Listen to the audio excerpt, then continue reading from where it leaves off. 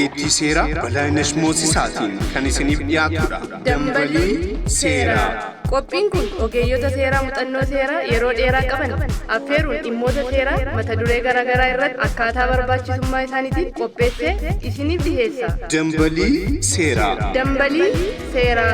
Qabiyyeen qophichaas dhimma hariiroo hawaasaa, dhimmoota yakkaa, dhimmoota daa'immanii fi dubartootaa, labsiilee adda addaa akkasumas murtiilee mana murtii waliigalaa federaalaa dhaddacha jibbaataan kenname irratti kan barsiisu ta'a. Caalatti ammoo miidhaalee dubartootaa fi daa'imman irra ga'an xiqqeessuuf kan hojjetu ta'a. Dambalii seeraa. Dambalii seeraa. Dhaabbileen oomishaa fi tajaajila keessan beeksifachuu barbaadan yookiin ispoonsara qophii dambalii seeraa ta'uu barbaadan nu qunnamuu dandeessu.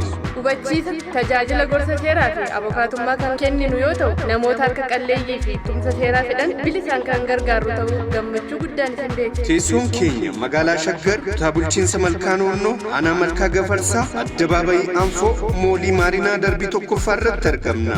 Dambalii seeraa.